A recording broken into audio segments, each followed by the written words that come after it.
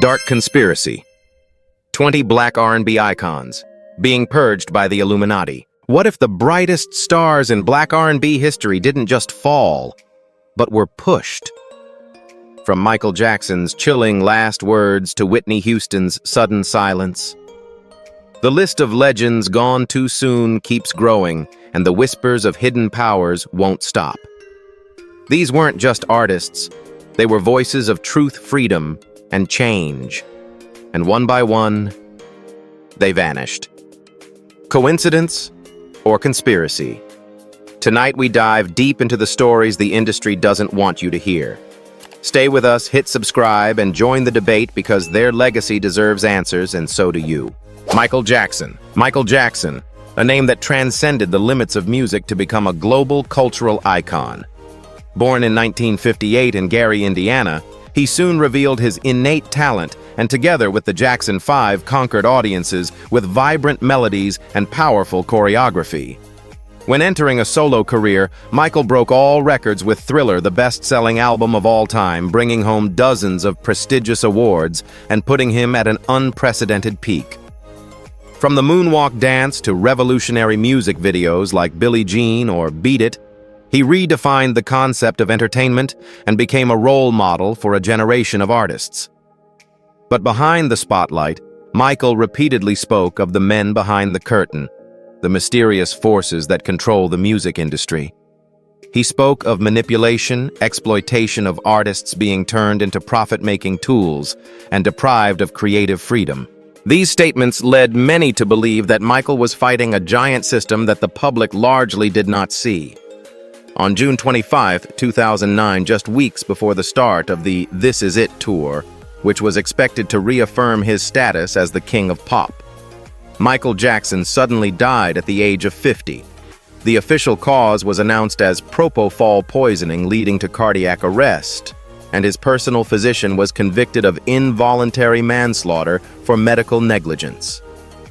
However, the sensitive timing and previous warnings made the public constantly doubt the truth behind his death. Michael passed away, leaving behind a huge musical legacy and timeless influence. However, his sudden death still leaves a big question mark, causing fans to continue to debate. Has the legend reached a boundary that powerful hands do not want to be exposed? Prince. The artist who carries a love symbol instead of a name, a musical personality that has never been bound by any standards.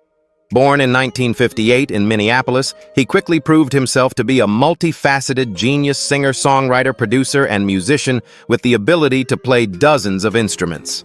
With Purple Rain, Sign of the Times, and a series of other albums, Prince created a musical universe combining funk rock, soul, and R&B, expanding the boundaries of art like no one else had done before. But what made Prince special was more than just his music. He openly criticized record labels for exploiting artists, demanded ownership of his master recordings, and even changed his name to an unpronounceable symbol as a symbolic act of resistance. Prince called the industry a modern-day slave contract, directly challenging the system of power that had controlled American music for decades. On April 21, 2016, Prince was found dead at his Paisley Park home. An autopsy revealed the cause was an overdose of fentanyl, a powerful painkiller. To the public, it was a medical accident. But to those who knew Prince, who had hinted that someone didn't want him to reveal too much, his sudden passing sparked a flurry of theories. An artist who had just completed dozens of unreleased records at the height of his creativity suddenly disappeared forever. A moment that sparked widespread skepticism. Prince left behind a huge music library and an irreplaceable artistic legacy. However, his death still leaves a lingering question mark. Did the artist go too far in his quest for musical freedom, reaching a line that some power did not want to be challenged? Whitney Houston. Whitney Houston, the woman with a voice that can touch the deepest layers of the heart, was once praised by the whole world as the Voice.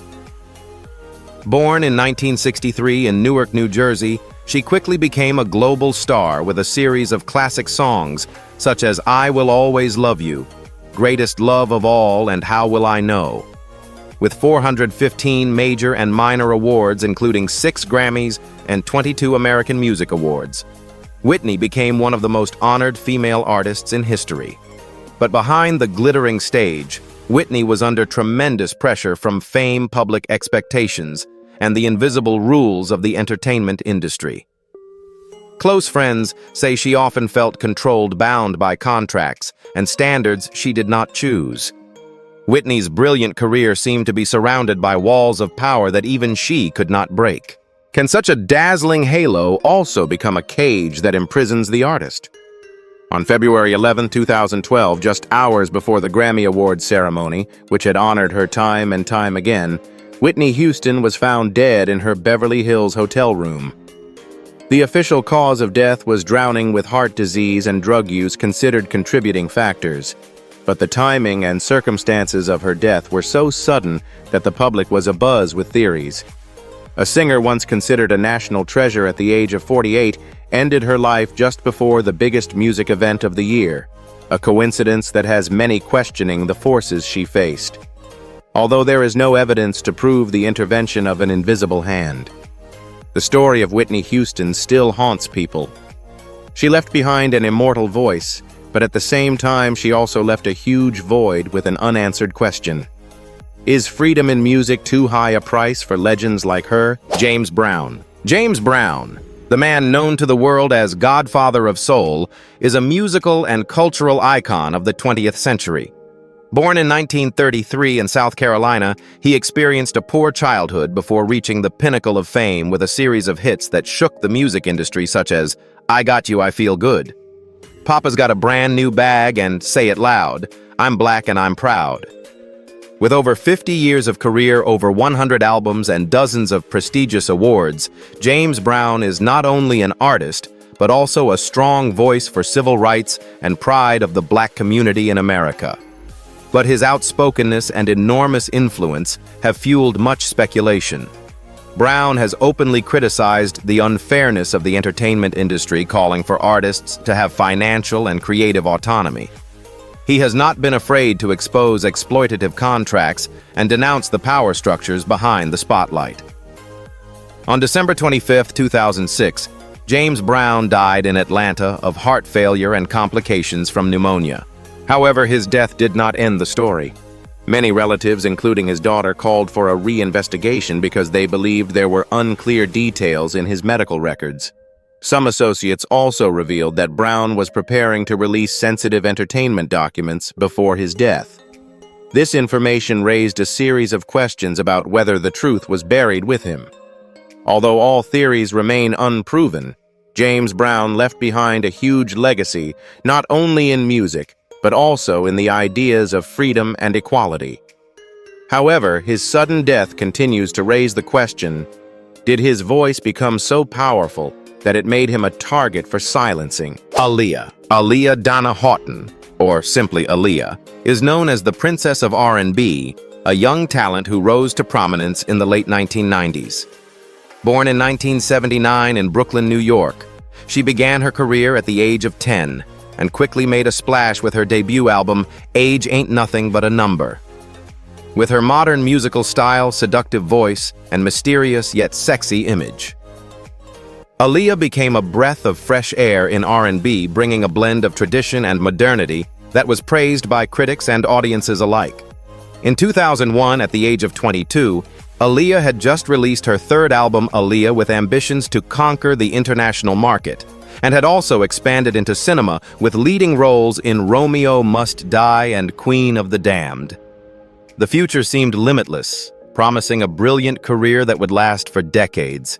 However, just a few weeks after the new album was released on August 25, 2001, Aaliyah and her crew died in a plane crash in the Bahamas while returning from filming the music video for Rock the Boat. The subsequent investigation revealed that the plane was overloaded, the pilot was unqualified, and there were signs of drug use.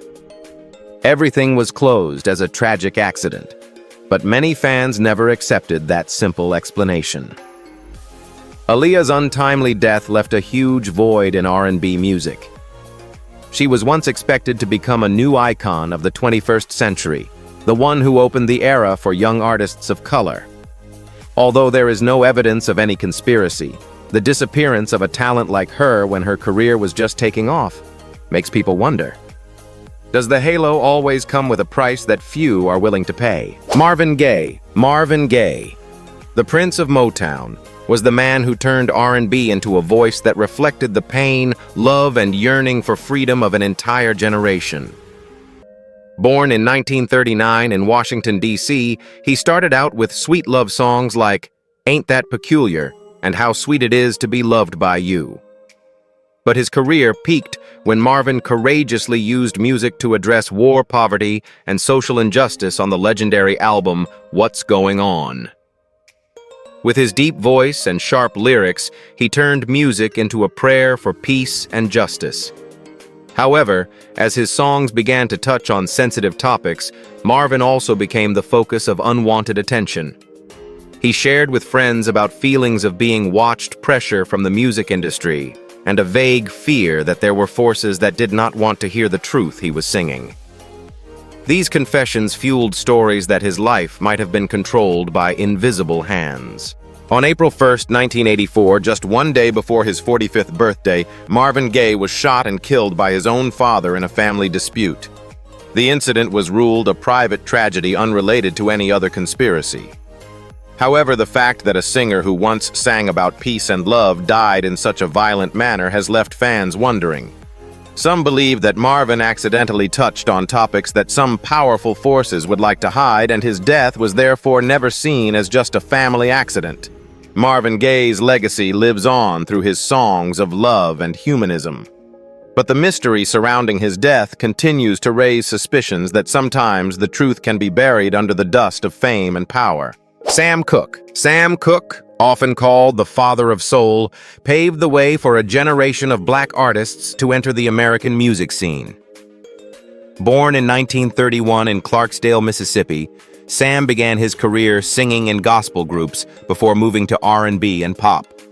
With his smooth voice and natural songwriting ability, he delivered timeless hits such as You Send Me Wonderful World and A Change Is Gonna Come, which later became a symbol of the American civil rights movement. More than just a singer, Sam Cooke was a pioneer in demanding artistic and financial control for black artists. He founded his own record company, published his own music, and publicly protested the exploitative contracts that major labels imposed on artists. At the time, this was seen as an unprecedented challenge to the power of the white-dominated music industry. On December 11, 1964, Sam Cooke was shot to death at a Los Angeles motel at the age of 33. The official account said he was shot during a struggle by a manager who believed he was violent. However, many details in his testimony and the case file are said to be inconsistent. Why was he there? What really happened in his final minutes? And why was the investigation so quickly concluded? Sam's sudden death left fans in disbelief. An artist at the height of his career daring to challenge the system of power and fight for the voice of the community, leaving behind mysterious circumstances, all of which created a void that has never been filled. Sam Cooke left behind immortal music, and a haunting question: did the freedom he sought always come at too high a price? Otis Redding. Otis Redding, the man with the distinctive husky voice and soulful soul, was known as the new generation king of soul of the 1960s. Born in 1941 in Dawson, Georgia, he entered the professional music scene with These Arms of Mine Respect, and especially Try a Little Tenderness songs that quickly made him a symbol of sincerity and passion in music. During his brief years at the top, Otis not only captivated American audiences, but also broke through the color barrier, bringing soul and R&B music to international audiences, paving the way for many other black artists to follow.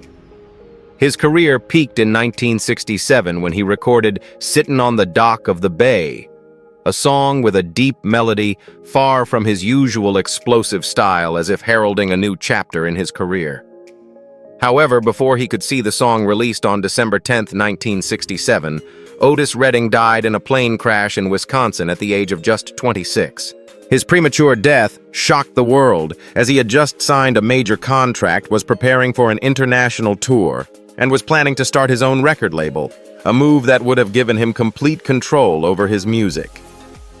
Could a young artist who dares to dream of freedom and power accidentally step into a dangerous line? The official report concluded that the plane had suffered mechanical problems in bad weather.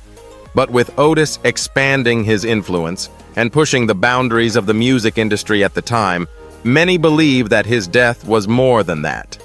A career at its peak ended abruptly, leaving a void in the soul music scene that could never be filled.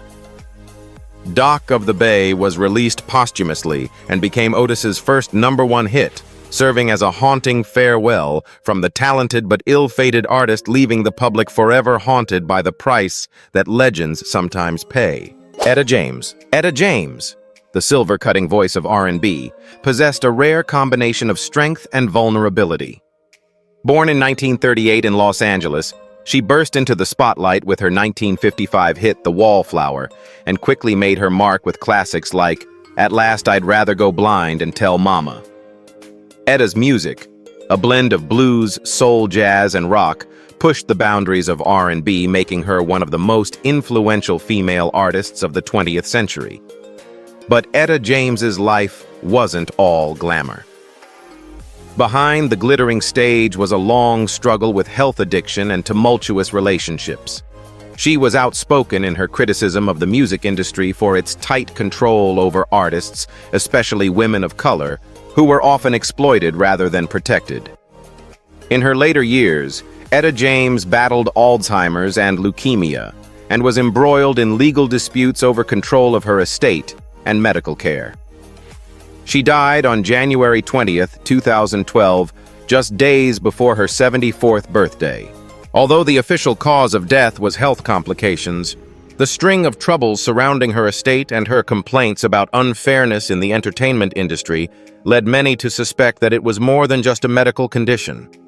Etta James left behind a vast musical legacy that influenced countless artists from Beyoncé to Adele. Yet her death, as well as the mysteries surrounding her life, leave the public wondering, are there truths about power and artistry that we have never heard? Barry White. Barry White, the man with the velvety baritone voice, born in 1944 in Galveston, Texas, is a symbol of love and romance in R&B and soul music. Since the 1970s, he has conquered audiences with immortal hits such as Can't Get Enough of Your Love, Babe, You're the First, the Last, My Everything and Never Never Gonna Give You Up.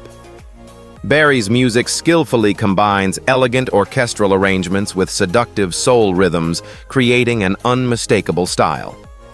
Throughout his career, Barry White sold more than 100 million records, won 2 Grammys, and paved the way for many future R&B artists. However, behind the image of a man of love was an artist who repeatedly criticized the music industry for exploitative contracts and the way record companies controlled artists. He once said that artists of color were often denied rights and forced to stay silent about the injustices they faced. Barry White battled chronic kidney disease and high blood pressure in his later years. He died of kidney failure on July 4, 2003 in Los Angeles at the age of 58, while awaiting a kidney transplant and preparing for a new musical project. Although the official cause was illness-related, the timing of his death, when his career was still promising, and he still spoke of artistic freedom, has led many fans to wonder if there were other factors at play.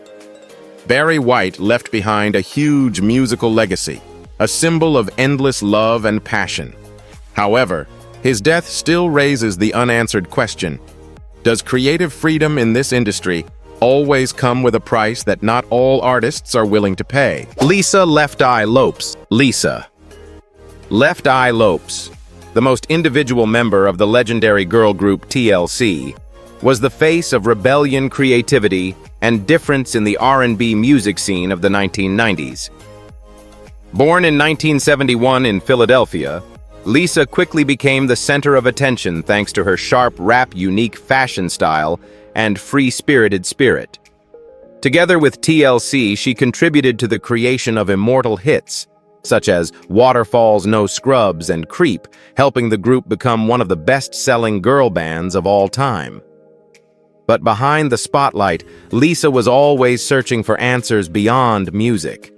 She was interested in spirituality and destiny, and often spoke of mysterious signs in life. In a documentary filmed shortly before her death, Lisa said she felt a force was watching and guiding everything that happened to her. On April 25, 2002, Lisa Left Eye Lopes died in a car accident in Honduras at the age of 30. The car she was in suddenly lost control and flipped several times, taking the life of the talented artist at the peak of her career. What made the incident even more mysterious was that just a few days earlier, Lisa had recorded the moment of another accident in which the victim had the same last name as her, a detail that made fans even more convinced that she had a premonition of her own death. Lisa's sudden death left a huge void in the R&B music scene. A star with a strong personality, daring to speak her mind, seeking the truth beyond the conventional framework, passed away at such a young age. To this day, many people are still skeptical. Did Lisa accidentally touch a limit that some forces did not want to be exposed? Curtis Mayfield. Curtis Mayfield, who has been called the prophet-songwriter of soul and R&B, is not only a talented singer and songwriter, but also a strong voice for social justice. Born in 1942 in Chicago, Curtis began his career with the Impressions, with songs carrying humanistic messages such as "People Get Ready" and "Keep on Pushing." When he went solo, he continued to assert himself with the album Superfly, a classic work reflecting the reality of American society in the 1970s through the perspective of people of color. Curtis's music was not only meant to be enjoyed, but also to be awakened. He wrote about poverty, injustice, racism, and the desire for freedom, topics that few dared to touch upon at the time. This led many to believe that Curtis offended the powers that be, that silence was preferable to the truth. He once said that artists' duties were not only to entertain, but also to speak for those who had no voice. In 1990, while performing in New York, a large lighting fixture suddenly fell on the stage, leaving Curtis paralyzed from the neck down. Despite losing the ability to walk, he persevered in composing and recording, even singing while lying down, because he could not sit up. Curtis's perseverance was admired by many, but at the same time it also raised doubts. Why did this happen to an artist who had challenged the system of power through music? Curtis Mayfield died in 1999 due to complications from a long-term health condition following an accident. He left while still nurturing many musical projects with profound social messages. Although there is no evidence to confirm a conspiracy behind his death, the tragic end of a prophetic artist like Curtis's career has left fans wondering, were the truths he sang too difficult for the underground powers to accept? Rick James, dubbed the super freak of funk and R&B, had an explosive energy and a rebellious personality that was rarely seen. Born in 1948 in Buffalo, New York, he began his music career in the late 1960s. But it was when he joined Motown Records that Rick James truly became a phenomenon, with a series of hits such as Super Freak, Give It To Me Baby, and Mary Jane. His musical style combined funk rock and R&B, creating a bold, wild, yet catchy sound that paved the way for the funk pop genre that exploded in the 1980s. However, Rick James has never been one to play nice to the system.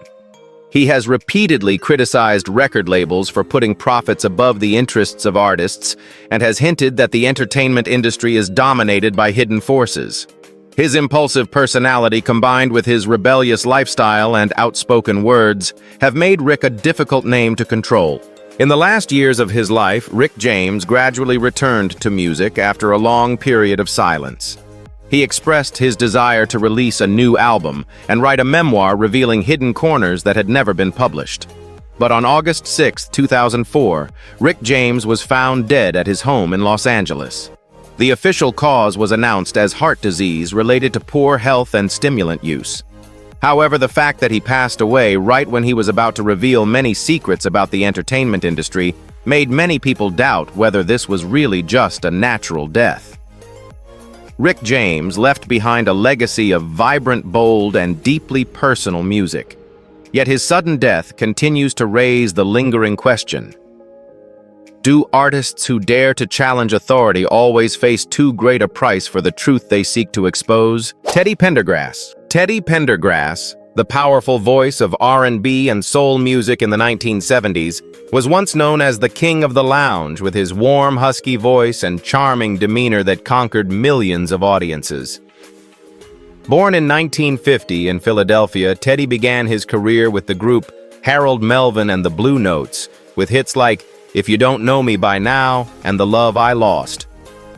Not long after, he went solo and quickly became a star with a series of hits like Close the Door, Love TKO, and Turn Off the Lights. At the height of his fame, Teddy was not only known for his voice, but also for his independence of thought. He spoke frankly about the fact that black artists were often forced to sign unfair contracts and lost control of their own music. This made Teddy one of the rare names who dared to speak out about the truth behind the spotlight. In 1982, at the height of his career, Teddy Pendergrass was involved in a tragic car accident in Philadelphia that left him paralyzed from the chest down. The accident was blamed on brake failure, but many fans were baffled that it happened just as Teddy was planning to take full control of his new musical projects. Despite being confined to a wheelchair, Teddy bravely returned to the stage, released several successful albums, and continued to make his mark on the hearts of his fans. Teddy Pendergrass died in 2010 from complications following colon cancer surgery. The official cause was medical, but his repeated challenges to authority and serious accidents at the height of his career led many to suspect an invisible hand was behind all the events. Teddy Pendergrass is still remembered as a legend with a burning voice and extraordinary willpower. However, his death and the events in his life forever leave the question, is the price of artistic freedom always too high for those who dare to oppose the system? Donny Hathaway. Donny Hathaway, the soul and R&B singer who left a deep mark on the American music scene with his warm, emotional voice. Born in 1945 in Chicago, he is famous for classic ballads such as A Song for You Someday We'll All Be Free and Immortal.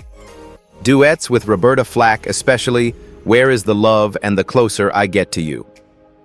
Donny's music is not only beautiful in melody, but also contains inner depth touching the hidden corners of the human soul.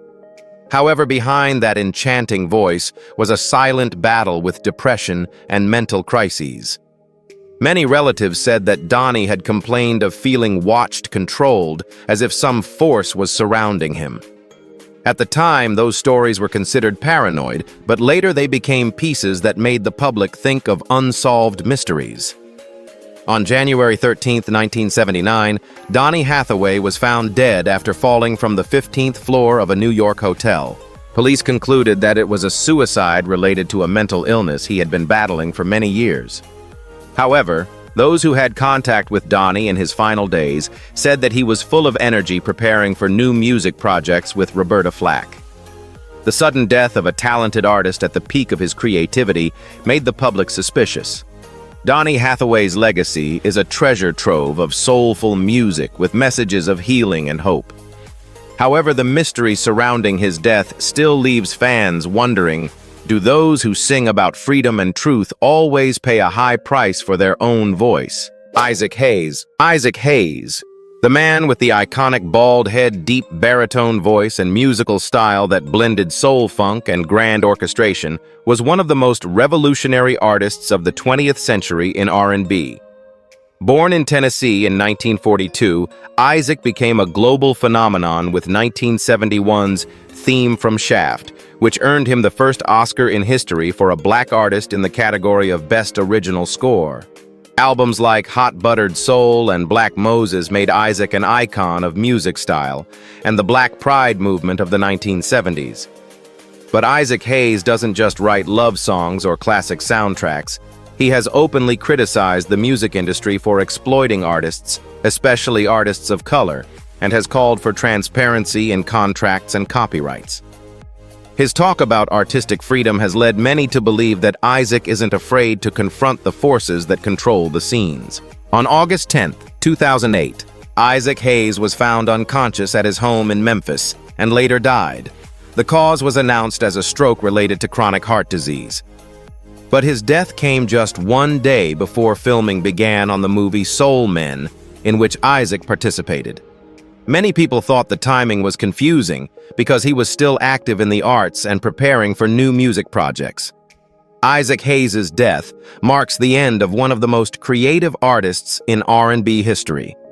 However, his outspokenness about creative freedom and injustice in the music industry has left many wondering, is it true that those who dare to speak too much truth always have to accept too great a price?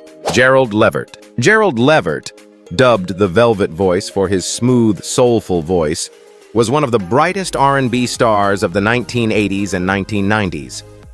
Born in 1966 in Cleveland, Ohio, Gerald was the son of Eddie Levert, lead singer of the legendary group The O'Jays.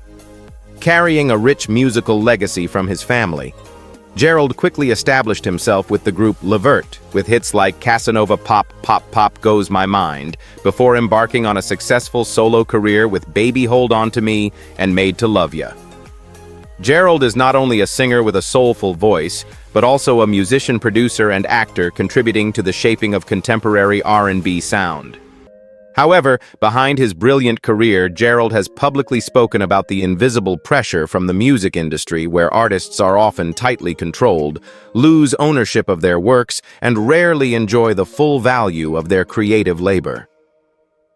On November 10, 2006, Gerald Levert died at his home at the age of 40. The official report said the cause was complications from prescription drugs related to a medical condition, but the timing of his death shocked his fans. Just weeks before, Gerald had been busy recording, appearing on television shows, and planning a new album. The sudden death of an artist at the height of his creativity has many wondering, are there elements to this story that have never been revealed? Gerald Levert left behind a profound musical legacy of more than 20 albums and a series of immortal songs. However, his death continues to raise suspicions that those who dare to speak too much truth in the entertainment industry sometimes pay a high price with their lives and careers. Phyllis Hyman. Phyllis Hyman, a mesmerizing voice with rare emotional depth, was one of the most talented female artists of the late 20th century in R&B and soul.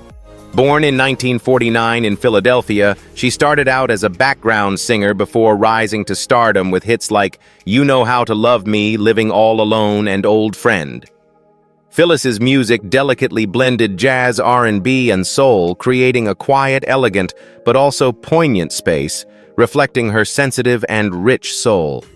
Behind the glittering stage, however, Phyllis Hyman endured the pressures of fame, a demanding recording contract, and fierce competition in the entertainment industry. Friends have said she repeatedly complained about the way black artists are often constrained, have little autonomy in their careers, and have to accept unfavorable terms to survive. Could silent resistance against powerful forces turn Phyllis into a target to be silenced? On June 30, 1995, just hours before her scheduled performance at the Apollo Theater, Phyllis Hyman was found dead in her New York apartment, an apparent suicide by prescription drugs. Her sudden death at the age of 45 shocked her fans, especially as she was preparing to release a new album and still had many unfinished musical plans. Phyllis's previous complaints about mental pressure, unfairness in the entertainment industry, and feelings of isolation further fueled suspicions about whether other factors were behind the tragedy. Phyllis Hyman left behind a profound musical legacy with songs that read like letters filled with personal feelings, but her passing continues to haunt the public. Do artists who dare to speak out about the dark side of the music industry always have to face too great a price? Florence Ballard. Florence Ballard, founder and original spirit of the legendary group The Supremes, was born in 1943 in Detroit, Michigan. As a teenager, Florence, along with Mary Wilson and Diana Ross, formed the Primettes, the precursor to The Supremes, the most famous girl group of all time, with a series of chart-topping hits such as Where Did Our Love Go, Baby Love, and Stop in the Name of Love. With her powerful voice and strong personality, Florence played a key role in transforming the Supremes from ordinary girls into a global phenomenon of the 1960s. However, behind the glittering aura, Florence Ballard was under pressure from internal competition, the power of Motown Records, and strict contracts that often benefited the company more than the artist. She publicly expressed her dissatisfaction with being pushed out of the group's centerpiece position when Diana Ross became the sole face, while Florence was the one who laid the foundation for its initial success. In 1967, Florence Ballard quietly left the Supremes, her career and reputation in freefall. She tried to make a musical comeback, but received no support from the record label that had made history with her. On February 22, 1976, Florence died at the age of 32 from heart complications, leaving behind 3 young children and an unfinished career. The fact that a talented founder of a legendary band died in poverty and oblivion has made many people suspect that there are stories that have never been revealed behind the spotlight. Florence Ballard left behind a huge musical legacy, but her short and tragic life continues to raise the question, do candor and a desire for fairness always come at too high a price in the powerful music industry? Ollie Woodson, the man with the powerful voice and charismatic performance style, was the lead singer who brought new life to the legendary band The Temptations in the 1980s and 1990s. Born in 1951 in Detroit, Allie began his career as a background singer before becoming the soul of The Temptations, with hits such as Treat Her Like a Lady, Lady Soul, and Soul to Soul. It was his warm, powerful voice and captivating performance style that made him one of the icons of R&B of this period. However, behind the spotlight, Ollie Woodson has repeatedly mentioned the invisible pressure in the music industry. He openly talks about the tensions within the group, the strict contracts, and the tight control of the producers over the artists' careers. Although he rarely mentions the underground forces directly, the way he describes the oppression and loss of freedom makes fans think of the dark stories behind this industry. In 2009, Allie was diagnosed with bone marrow cancer and underwent a lengthy treatment. On May 30th, 2010, he passed away at the age of 58, leaving his fans with endless grief. Although the official cause was illness, Allie repeatedly mentioned the pressures behind the spotlight, and his death occurred while he was still nurturing new music projects, causing public opinion to constantly doubt what really happened behind the scenes. Ollie Woodson's musical legacy with The Temptations lives on, but the story of his life and death continues to raise the question, is the price of truth and freedom in the music industry always too high for those who dare to cross the line? These stories of brilliance, mystery, and untimely endings leave us with one haunting question: were these legends taken by fate, or by forces we may never fully understand? From Michael Jackson's chilling warnings to Aaliyah's tragic final flight, each name echoes with both triumph and tragedy. At Legends of Black Excellence, we honor their legacy, but we also challenge you to decide coincidence or conspiracy. Was it destiny or design? Share your thoughts below, because the debate over these fallen icons is far from over, and perhaps it never will be.